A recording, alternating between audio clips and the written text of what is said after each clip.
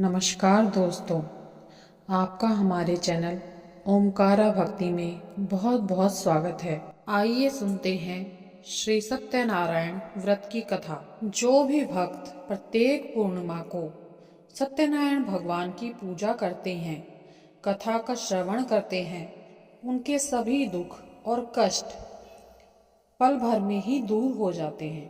पुत्र, धन, सुख, समृद्धि आदि के लिए सत्यनारायण व्रत कथा का श्रवण किया जाता है। इस व्रत को करने से श्री सत्यनारायण भगवान की असीम अनुकंपा और कृपा से सभी प्रकार के मनोरथ सिद्ध होते हैं।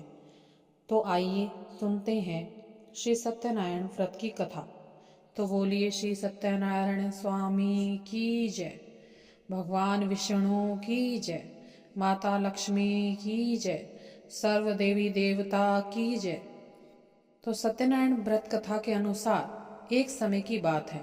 नेमी सारण तीर्थ में शौनकादीन 88,000 ऋषियों ने श्री सूत जी से पूछा, हे प्रभु, इस कलयुग में वेद विद्या रहित मनुष्यों को प्रभु भक्ति किस प्रकार मिल सकती है तथा उनका उद्धार कैसे होगा। हे मुनिश्रेष्ठ, कोई ऐसा तप कहिए जिससे थोड़े ही समय में पुण्य प्राप्त होवे तथा मनवांछित फल मिले। वह कथा सुनने की हमारी इच्छा है। सर्वशास्त्र ज्ञाता श्री सूत जी बोले, हे वैष्णव में पूज्य, आप सबने प्राणियों के हित की बात पूछी है। अब मैं उस श्रेष्ठ व्रत को आप लोगों से कहूँगा जिस व्रत को नारद जी ने लक्ष्मी नारायण से पूछा था और लक्ष्मीपति ने मुनिश्रेष्ठ नारद से कहा था। सो ध्यान से सुनो। एक समय योगी राज नारद जी दूसरों के हितों की इच्छा से अनेक लोकों में घूमते हुए पृथ्वी लोक में आ पहुँचे। यहाँ अनेक योनियों में जन्मे हुए प्राय सभी मनुष्यों को अपने कर्मों के द्वारा अनेकों दुखों से पीड़ित देखकर सोचा, किस यत्न के करने से निश्चय ही प्राणियों के दुखों का नाश हो सकेगा। ऐसा मन में सोचकर विष्णु लोक को गए। वहाँ श्वेत वर्ण और 4 भुजाओं वाले देवों के ईश नारायण को देखकर, जिनके हाथ में शंख, चक्र, गदा और पद्म थे और वे वनमाला पहने थे, स्तुति करने लगे। हे भगवान, आप अत्यंत शक्ति से संपन्न हैं। मन तथा वाणी भी आपको नहीं पा सकती। आपका आदि मध्य अंत नहीं है। निर्गुण स्वरूप सृष्टि के आदि भूति व भक्तों के दुखों को नष्ट करने वाले हो। आपको मेरा नमस्कार है।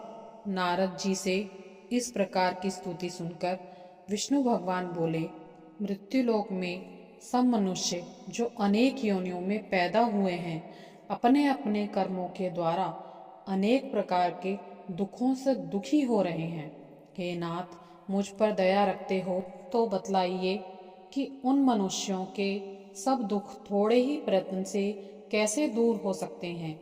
श्री भगवान बोले, हे नारद, मनुष्यों की भलाई के लिए तुमने बहुत अच्छी बात पूछी है। जिस काम को करने से मनुष्य मोह से छूट जाता है, वह कथा मैं तुमसे कहता हूँ, सुनो। बहुत पुण्य देने वाला स्वर्ग तथा मृत्युलोक दोनों में दुर्लभ एक उत्तम व्रत है। आज मैं प्रेमवश होकर तुमसे कहता हूँ। सत्यनारायण भगवान का यह व्रत अच्छी तरह विधि पूर्वक करके मनुष्य आयु उपरांत यहाँ से सुख भोग कर मरने पर मोक्ष को प्राप्त होता है। श्री भगवान के वचन सुनकर नारद जी बोले कि उस व्रत का क्या फल और क्या विधान है और किस किस ने इस व्रत को किया है और किस दिन यह व्रत करना चाहिए, विस्तार से कहिए। भगवान बोले, दुख शोक आदि को दूर करने वाला, धन धान्य को बढ़ाने वाला, सौभाग्य तथा संतान देने वाला यह व्रत सब स्थानों पर विजय करने वाला है। भक्ति और श्रद्धा के साथ किसी भी दिन मनुष्य श्री सत्यनारायण भगवान की शाम के समय ब्राह्मणों और बंधुओं के साथ धर्मपरायण होकर पूजा करे। भक्ति भाव से नैवेद्य, केले का फल, घी, दूध और गेहूं का चूर्ण सवाया लेवे। गेहूं के अभाव में साठी का चूर्ण, शक्कर तथा गुड़ ले और सब भक्षण योग्य पदार्थ जमा करके भगवान को अर्पण कर देवे तथा बंधु बांधुओं सहित ब्राह्मणों को भोजन करावे। पश्चात स्वयं भोजन करे, नृत्य गीत आदि का आचरण कर सत्यनारायण भगवान का स्मरण करता हुआ समय व्यतीत करे। इस तरह व्रत करने पर मनुष्यों की इच्छा निश्चय ही पूर्ण होती है। विशेषकर कलिकाल में भूमि पर यही मोक्ष का सरल उपाय है। इस प्रकार से श्री सत्यनारायण भगवान कथा में पहले अध्याय की कथा पूर्ण हुई। तो बोलो भजमन नारायण नारायण नारायण, श्रीमन नारायण नारायण नारायण, भजमन नारायण नारायण नारायण, बोलो नारायण नारायण नारायण। अब सुनते हैं दूसरे अध्याय की कथा। श्री सूत जी बोले, हे ऋषियों, जिसने पहले समय में इस व्रत को किया है उसका इतिहास कहता हूँ, ध्यान से सुनो। सुंदर काशीपुरी नगरी में एक अत्यंत निर्धन ब्राह्मण रहता था। वह भूख और प्यास से बेचैन हुआ नित्य पृथ्वी पर घूमता था। ब्राह्मणों से प्रेम करने वाले भगवान ने ब्राह्मण को दुखी देखकर बूढ़े ब्राह्मण का रूप धरकर उसके पास जाकर आदर से पूछा, हे विप्र, नित्य दुखी हुआ पृथ्वी पर क्यों घूमता है? हे श्रेष्ठ ब्राह्मण, यह सब मुझसे कहो, मैं सुनना चाहता हूँ। ब्राह्मण बोला, मैं निर्धन ब्राह्मण हूँ, भिक्षा के लिए पृथ्वी पर फिरता हूँ। हे भगवान, यदि आप इसका उपाय जानते हो तो कृपा कर कहो। वृद्ध ब्राह्मण बोला कि सत्यनारायण भगवान मनवांछित फल देने वाले हैं, इसलिए हे ब्राह्मण, तू उनका पूजन कर, जिसके करने से मनुष्य सब दुखों से मुक्त होता है। ब्राह्मण को व्रत का सारा विधान बतलाकर बूढ़े ब्राह्मण का रूप धारण करने वाले सत्यनारायण भगवान अंतर्ध्यान हो गए। जिस व्रत को वृद्ध ब्राह्मण ने बतलाया है, मैं उसको अवश्य करूँगा। ऐसे निश्चय करने पर उसे रात भर नींद भी नहीं आई। उसने सवेरे उठकर श्री सत्यनारायण भगवान के व्रत का निश्चय कर भिक्षा के लिए चला गया। उस दिन उसको भिक्षा में बहुत सा धन मिला, जिससे बंधु बांधवों के साथ उसने सत्यनारायण भगवान का व्रत किया। इसके करने से वह ब्राह्मण सब दुखों से छूटकर अनेक प्रकार की संपत्तियों से युक्त हुआ। उस समय से वह ब्राह्मण हर मास व्रत करने लगा। इस तरह सत्यनारायण भगवान का व्रत जो करेगा वह सब पापों से छूटकर मोक्ष को प्राप्त होगा। आगे जो भी पृथ्वी पर सत्यनारायण भगवान का व्रत करेगा वह मनुष्य सब दुखों से छूट जाएगा। इस तरह नारद जी ने नारायण का कहा हुआ यह व्रत मैंने तुमसे कहा। हे विप्रो, मैं अब और क्या कहूँ? ऋषि बोले, हे मुनीश्वर, संसार में इस ब्राह्मण से सुनकर किस किसने इस व्रत को किया, हम यह भी सुनना चाहते हैं। इसके लिए हमारे मन में श्रद्धा है। सूत जी बोले, हे मुनियों, जिस जिसने इस व्रत को किया है यह सब सुनो। एक समय ब्राह्मण धन और ऐश्वर्य के अनुसार बंधु बांधवों के साथ व्रत करने के लिए तैयार हुआ। उसी समय एक लकड़ी बेचने वाला बूढ़ा आदमी आया और बाहर लकड़ियों को रखकर ब्राह्मण के मकान पर गया। प्यास से दुखी लकड़हारा उनको व्रत करते देखकर ब्राह्मण को नमस्कार कर कहने लगा कि आप यह क्या कर रहे हैं और इसके करने से क्या फल मिलता है? कृपा करके मुझसे कहो। ब्राह्मण बोला, सब मनोकामनाओं को पूर्ण करने वाला यह सत्यनारायण भगवान का व्रत किया जा रहा है। इसकी कृपा से मेरे यहाँ धन धान्य आदि में वृद्धि हुई है।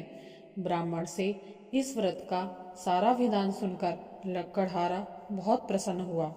चरणामृत ले और प्रसाद खाने के बाद अपने घर को गया। लकड़हारे ने मन में इस प्रकार का संकल्प किया कि आज ग्राम में लकड़ी बेचने से जो भी धन मिलेगा उसी से श्री सत्यनारायण देव का उत्तम व्रत करूंगा। यह मन में विचार कर वह बूढ़ा आदमी लकड़ियां अपने सर पर रखकर जिस नगर में धनवान लोग रहते थे ऐसे सुंदर नगर में गया। उस रोज वहां पर उसे उन लकड़ियों के दाम पहले से चौगुने मिले। तब वह बूढ़ा लकड़हारा दाम ले अति प्रसन्न होकर पक्के केले की फली, शक्कर, घी, दूध, दही और गेहूं का चूर्ण इत्यादि सत्यनारायण भगवान के व्रत की कुल सामग्री को लेकर अपने घर गया। फिर उसने अपने भाइयों को बुलाकर विधि के साथ भगवान का पूजन और व्रत किया। उस व्रत के प्रभाव से वह लक्कड़हारा धन पुत्र आदि से युक्त हुआ और संसार के समस्त सुख भोग कर वैकुंठ को चला गया। तो इस प्रकार दूसरा अध्याय समाप्त हुआ। भजमन नारायण नारायण नारायण, श्रीमन नारायण नारायण नारायण, भजमन नारायण नारायण नारायण, बोलो नारायण नारायण नारायण। तो अब भक्तों कथा के तीसरे अध्याय का श्रवण करते हैं। सूत जी बोले, हे ऋषि मुनियों, आगे की कथा कहता हूँ, सुनो। पहले समय में उल्कामुख नाम का एक बुद्धिमान राजा था। वह सत्यवक्ता और जितेंद्रिय था। प्रतिदिन देव स्थानों पर जाता और गरीबों को धन देकर उनके कष्टों को दूर करता था। उसकी पत्नी कमल के समान मुख वाली सती साध्वी थी। भद्रशिला नदी के तट पर उन दोनों ने श्री सत्यनारायण भगवान का व्रत किया। उस समय वहां एक साधु वैश्य आया। उसके पास व्यापार के लिए बहुत सा धन था। वह नाव को किनारे पर ठहराकर राजा के पास गया और राजा को व्रत करते हुए देखकर विनय से पूछने लगा, हे राजन, भक्ति युक्त चित्त यह आप क्या कर रहे हैं? मेरी सुनने की इच्छा है, सो आप मुझे बताइए। राजा बोला, हे साधु, अपने बंधु बांधवों के साथ पुत्रादि की प्राप्ति के लिए महाशक्तिवान सत्यनारायण भगवान का व्रत व पूजन किया जा रहा है। राजा के वचन सुनकर साधु आदर से बोला, हे राजन, मुझसे इसका सब विधान कहो। मैं भी आपके कथानुसार इस व्रत को करूंगा। मेरे भी कोई संतान नहीं है और इससे निश्चय ही होगी। राजा से सब विधान सुनकर व्यापार से निवृत्त हो वह आनंद के साथ घर गया। साधु ने अपनी स्त्री को संतान देने वाले व्रत का समाचार सुनाया और कहा, जब मेरे यहाँ संतान होगी तो मैं इस व्रत को अवश्य करूंगा। साधु ने ऐसे वचन अपनी स्त्री लीलावती से कहे। एक दिन उसकी स्त्री लीलावती पति के साथ आनंदित हो सांसारिक धर्म में प्रवृत्त होकर सत्यनारायण भगवान की कृपा से गर्भवती हो गई तथा 10वें ही महीने में उसने एक सुंदर कन्या को जन्म दिया। दिनों दिन वह इस प्रकार बढ़ने लगी जैसे शुक्ल पक्ष का चंद्रमा बढ़ता है। कन्या का नाम कलावती रखा गया। तब लीलावती ने मीठे शब्दों में अपने पति से कहा कि जो आपने संकल्प किया था, भगवान का व्रत करूंगा, अब आप उसे करिए। साधु बोला, प्रिय, इसके विवाह पर अवश्य करूंगा। इस प्रकार अपनी पत्नी को आश्वासन दे वह नगर को गया। कलावती पितृगृह में वृद्धि को प्राप्त हुई। साधु ने जब सखियों के साथ अपनी पुत्री को देखा तो तुरंत दूत बुलाकर कहा कि पुत्री के वास्ते कोई सुयोग्य वर देख कर लाओ। साधु की आज्ञा पाकर दूत कंचन नगर पहुंचा और वहां बड़ी खोजबीन और देखभाल कर लड़की के वास्ते सुयोग्य वाणिक पुत्र ले आया। उस योग्य लड़के को देखकर साधु ने अपने बंधु बांधवों सहित प्रसन्नचित होकर अपनी पुत्री का विवाह उसके साथ कर दिया। किंतु दुर्भाग्य से विवाह के समय भी उस व्रत को करना भूल गया। तब श्री भगवान क्रोधित हो गए और श्राप दिया कि तुम्हें दारुण दुख प्राप्त होगा। अपने कार्य में कुशल साधु बनिया जमाता सहित समुद्र के समीप स्थित रतनपुर नगर में गया। वहां दोनों ससुर जमाई चंद्रकेतु राजा के उस नगर में व्यापार करने लगे। एक रोज भगवान सत्यनारायण की माया से प्रेरित कोई चोर राजा का धन चुराकर भागा जा रहा था, किंतु राजा के दूतों को आता देखकर चोर ने घबराकर भागते हुए राजा के धन को वहीं छुपा कर रख दिया जहां वो ससुर जमाई ठहरे हुए थे। जब दूतों ने उस साधु वैश्य के पास राजा के धन को रखा देखा तो वे दोनों को बांध कर ले गए और प्रसन्नता से दौड़ते हुए राजा के समीप जाकर बोले, यह 2 चोर हम पकड़कर लाए हैं, देखकर आज्ञा दें। राजा की आज्ञा से उनको कठोर कारावास में डाल दिया गया और उनका सब धन छीन लिया गया। सत्यनारायण भगवान के श्राप के द्वारा उनकी पत्नी भी घर पर बहुत दुखी हुई और घर पर जो धन रखा था वह भी चोर चुरा कर ले गए। शारीरिक व मानसिक पीड़ा से तथा भूख प्यास से अति दुखी हो अन्न की चिंता में कलावती एक ब्राह्मण के घर गई। वहाँ उसने सत्यनारायण भगवान का उत्तम व्रत होते देखा। फिर कथा सुनी और प्रसाद ग्रहण कर रात को घर आई। माता ने कलावती से कहा, पुत्री, तेरे मन में क्या है और तू रात भर कहाँ रही?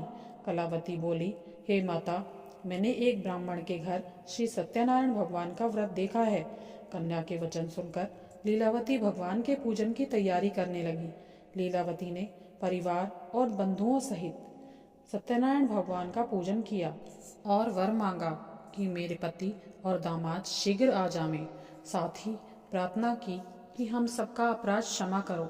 सत्यनारायण भगवान इस व्रत से संतुष्ट हो गए और राजा चंद्रकेतु के स्वप्न में दर्शन देकर कहा, हे राजन, दोनों वैश्यों को प्रातः ही छोड़ दो और उनका जो धन तुमने ग्रहण किया था वह भी दे दो, नहीं तो मैं तेरा राज्य, पुत्र, धन आदि सब नष्ट कर दूंगा। राजा से ऐसे वचन कहकर भगवान अंतर्ध्यान हो गए। प्रातःकाल राजा चंद्रकेतु ने सभा में अपना सपन सुनाया। फिर दोनों वाणिक पुत्रों को कैद से मुक्त कराकर सभा में बुलाया। आते ही दोनों ने राजा को नमस्कार किया। राजा ने मीठे शब्दों में कहा, हे महानुभावों, भाविवश ऐसा कठिन दुख प्राप्त हुआ है, अब तुम्हें कोई भय नहीं है। ऐसा कहकर राजा ने उनको नए नए वस्त्राभूषण तथा जितना धन लिया था उससे दुगना धन देकर आदर के साथ विदा किया। दोनों वैश्य अपने घर को चल दिए। इति श्री तीसरा अध्याय समाप्त हुआ। भजमन नारायण नारायण नारायण, श्रीमन नारायण नारायण नारायण, भजमन नारायण नारायण नारायण, बोलो नारायण नारायण नारायण। चौथा अध्याय प्रारंभ हुआ। सूत जी बोले, वैश्य ने मंगलाचार करके यात्रा आरंभ की और अपने नगर को चला। उनके थोड़ी दूर निकलने पर दंडी वैश्यधारी श्री सत्यनारायण ने उनसे पूछा, हे साधु, तेरी नाव में क्या है? अभिमानी वाणिक पुत्र हंसता हुआ बोला, हे दंडी महाराज, आप क्यों पूछते हो? क्या धन लेने की इच्छा है? मेरी नाव में तो बेल पत्ते भरे हैं। वैश्य का कठोर वचन सुनकर भगवान ने कहा, तुम्हारा वचन सत्य हो। दंडी ऐसा कहकर वहां से दूर चले गए और कुछ दूर जाकर समुद्र के किनारे बैठ गए। दंडी के जाने पर वैश्य ने नित्य क्रिया करने के बाद नाव को ऊंची उठी देखकर अचंबा किया और नाव में बेल पत्ते आदि देखकर मूर्छित हो जमीन पर गिर पड़ा। फिर मूर्छा खुलने पर अत्यंत शोक प्रकट करने लगा। तब उसका दामाद बोला कि आप शोक ना करें, यह सब दंडी महाराज का शाप है, अतः हमें उनकी शरण में चलना चाहिए, तभी हमारी मनोकामना पूर्ण होगी। दामाद के वचन सुनकर वह दंडी के पास पहुंचा और अत्यंत भक्तिभाव से नमस्कार कर कहने लगा, मैंने जो आपसे असत्य वचन कहे थे उनको क्षमा करो। ऐसा कहकर महान शोकातुर होकर रोने लगा। तब दंडी भगवान बोले, हे वाणिपुत्र, मेरी आज्ञा से तुझे बार बार दारुण दुख प्राप्त हुआ है, तू मेरी पूजा से विमुख हुआ है। साधु बोला, हे भगवान, आपकी माया से मोहित ब्रह्मा आदि भी आपके रूप को नहीं जानते, तब मैं अज्ञानी कैसे जान सकता हूँ? आप प्रसन्न होइए, मैं सामर्थ्य के अनुसार आपकी पूजा करूँगा। मेरी रक्षा करो और पहले के समान नौका में धन भर दो। उसके भक्ति युक्त वचन सुनकर भगवान प्रसन्न हो गए और उसको इच्छा अनुसार वर देकर अंतर्ध्यान हो गए। तब उन्होंने नाव के पास आकर देखा, तब नाव धन से परिपूर्ण थी। फिर वह भगवान सत्यनारायण का पूजन कर साथियों सहित अपने नगर को चला। अब अपने नगर के निकट पहुंचा, तब दूतों को घर भेजा। दूत ने साधु के घर जाकर उसकी स्त्री को नमस्कार कर कहा कि साधु अपने दामाद सहित इस नगर के समीप आ गए हैं। ऐसा वचन सुन साधु की स्त्री ने बड़े हर्ष के साथ सत्यदेव भगवान का पूजन कर पुत्री से कहा, मैं अपने पति के दर्शन को जाती हूँ, तू कार्य पूर्ण करके शीघ्र आना। माता के ऐसे वचन सुन कलावती प्रसाद छोड़कर पति के पास गई। प्रसाद की अवज्ञा के कारण सत्यदेव भगवान रुष्ट हो गए। उन्होंने कन्या के पति को नाव सहित पानी में डुबो दिया। कलावती अपने पति को ना देखकर रोती हुई जमीन पर गिर गई। इस तरह नौका को डूबा हुआ तथा कन्या को रोता हुआ देखकर साधु बहुत दुखित हुआ और बोला, हे प्रभु, मुझसे या मेरे परिवार से जो भूल हो गई है उसे क्षमा करो। उसके दीन वचन सुनकर सत्यदेव भगवान प्रसन्न हो गए और आकाशवाणी हुई, हे साधु, तेरी कन्या मेरे प्रसाद को छोड़कर आई है, इसलिए इसका पति अदृश्य हुआ है। यदि वह घर जाकर प्रसाद खाकर लौटे तो उसे पति अवश्य मिलेगा। ऐसी आकाशवाणी सुनकर कलावती ने घर पहुंचकर प्रसाद खाया, फिर आकर पति के दर्शन किए। तत्पश्चात साधु ने बंधु बांधवों सहित सत्यदेव भगवान का विधि पूर्वक पूजन किया। उस दिन से वह हर पूर्णिमा को सत्यनारायण भगवान का पूजन करने लगा।